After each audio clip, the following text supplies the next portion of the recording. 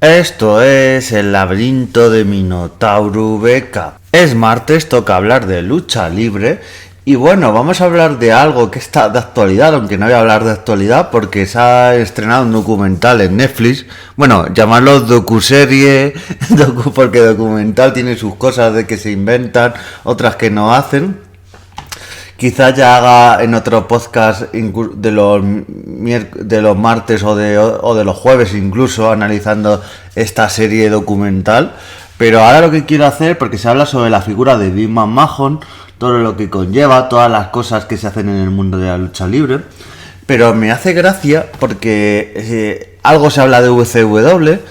algo de CW, pero se parece que las locuras que se hacían en esta empresa, parece que el mundo del wrestling y de la lucha libre es algo súper normal, súper serio, formal, tres señores con traje que toman decisiones y nada que ver. Yo digo que si hicieran este tipo de series en otros promotores de lucha libre, otras empresas, saldría lo mismo o peor. Es que, por ejemplo, el Consejo Mundial de Lucha Libre, que lleva más de 91 años haciendo eventos de lucha libre, y promotores como los Lutero, Paco Alonso, Lutero Jr., toda esta gente, todas las anécdotas que se cuentan de las cosas que han pasado, bueno, recordemos que esto no ha pasado tanto en WWE, porque se habla de los nombres de derechos de autor y todo ello, pero en México lo que pasa muchísimo, pero muchísimo es de tener que irte de una empresa de lucha libre y tener que cambiarte el nombre de luchador porque el nombre no es tuyo, es de la empresa. Claro, esto le pasó mucho a gente como en AAA, a Antonio Peña, que fue el fundador de AAA, que también su historia, vamos, se dice la de Vince McMahon que le compró la empresa a su padre, pero es que Antonio Peña estaba por Consejo Mundial de Lucha Libre, también por las Independientes de México, Toreo Cuatro Caminos y otras arenas, y él decidió tomar su camino, coger a muchos de esos luchadores que estaban en esas empresas y hacer su propia empresa. Y claro, Antonio Peña creó muchas marcas, creó lo que se llama muchos luchadores, y el luchador, uno de los más famosos de la lucha libre mexicana, L.A. Parr. Claro, L.A. Parr hay mucha confusión porque sí, ha habido, ahora solo hay uno porque uno falleció, aunque hace poco, como conté en un podcast, en un evento de AAA sacaron al luchador muerto, a alguien disfrazado de luchador muerto. Esto es súper lamentable, que me pega mucho, Antonio Peña lo hubiera hecho en vida pero perfectamente, pero es eso, que la propiedad intelectual de La Parca, cuando La Parca, el luchador, se va a WCW, en el apogeo de la WCW, en el 96, 97, 98, pues claro, Antonio Peña dice, ¿cómo me voy a quedar con una de mis marcas insignias? Y lo que hace es, dice, no, la marca es mía, tú te cambias el nombre. Y entonces tuvo que creó a La Parca, otro luchador, y la original La Parca se tuvo que cambiar, y por eso cuando hablamos de la original es L.A. Parr, L.A.Parr, y se diferencian. Y luego hubo esa polémica de que hubo un combate, de que por el nombre, que claro, obviamente ese combate no iba a tener resultado favorable a L.A. Parr, quedó como un empate, porque los derechos, quieran o no, los tiene AAA, y así se la gastan muchos de estos promotores en México. Yo, que en la época que tenía el otro podcast, que estaba en Stream Pressing, el podcast de lucha libre, y estaba en la web, en KGB y en Planeta Wrestling, hablaba con muchísimos luchadores para entrevistas, para la actualidad, y te contaban unas historias de los promotores de lucha libre. Te contaban que había muchos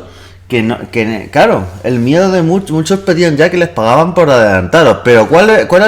lo que pasaba? Que muchos promotores no pagaban por adelantado porque había luchadores que no se presentaban, y entonces, pero claro, había al revés, promotores que decían, bueno, te pago después del evento,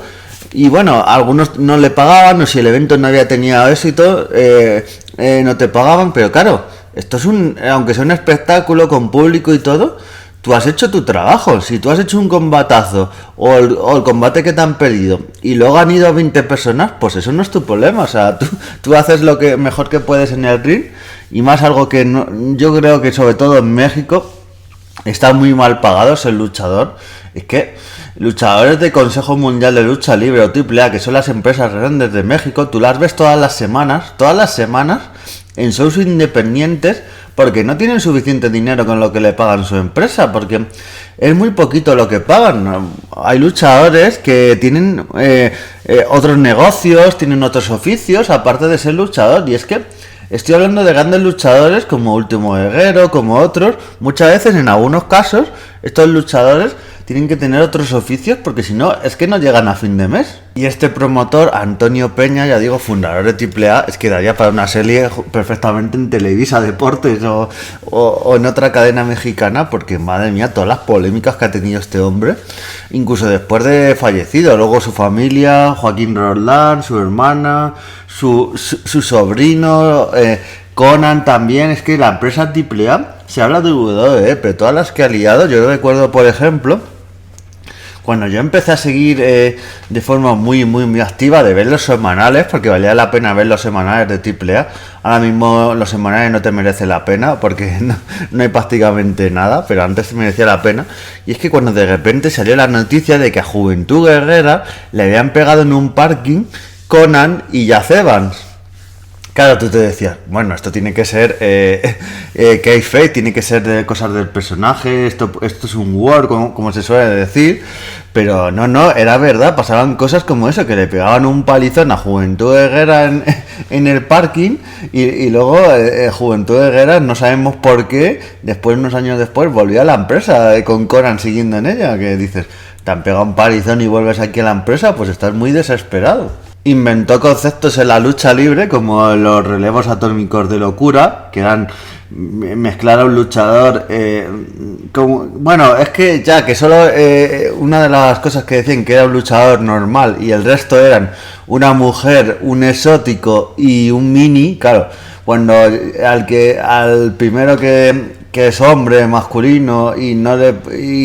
tiene ninguna de las otras características, le llaman normal, y al resto tal, pues ya dices, madre mía, qué caspa había en la empresa y en el mundo de la lucha libre. Y bueno, es que muchos promotores, sobre todo estos de pequeñas empresas, han estado mucho relacionados con el mundo que sabemos también del mundo de la mafia y de la droga en México, que es bastante amplio, pues han estado mucho relacionados. Yo, por ejemplo, y me ha pasado con luchadores que iba a entrevistar y quedamos para un día una vez, un luchador que se llama 100 Caras Junior, que es hermano de L.A. Park, y quedamos para hacerle una entrevista para la web, y el tío que no se presenta, bueno, de manera virtual, y yo esperando, y de repente me da por ver noticias mientras de lucha libre mexicana, y veo que al tío pasaba simplemente por la calle con su furgoneta, y en una balacera esta que habían hecho, pues 20 o 30 tiros y que se había llevado varias balas y había muerto. Y claro, me quedé, digo, pero claro, así yo podía esperar años o siglos, porque el hombre jamás se iba a presentar. A ver, tema de esteroides en la lucha libre mexicana no pasa tanto, porque tú no ves, ha pasado algún cuerpo, pero tú ves cuerpos, y en la musculatura en general, en la lucha mexicana, incluso los que están más musculados, se nota que es mucho menor que la de Estados Unidos. Por eso muchas veces no había esos choques, o cuando los había las diferencias. Cuando Hulk Hogan iba a México, pues tú lo notabas, aunque Canet, por ejemplo, que luchó contra Canet estaba bastante fuerte, tenía mucha musculatura, pero una cosa es la musculatura natural y otra la musculatura que se suele decir de las pastillitas. Claro, Canet podía levantar a Andrés Gigante perfectamente, y Hulk Hogan le costaba más, porque Hulk Hogan, sus músculos son muchos decorativos en esa época, porque eran muchos de esteroides. Bueno, y otra de las cosas, porque se habla en este documental de Vince McMahon sobre Chris Benoit, todo lo que llevó encima, pero es que casos de Chris Benoit hay, bueno, vamos, parecidos. Hay un caso de dos luchadores que se llamaban La Parquita y Espectrito,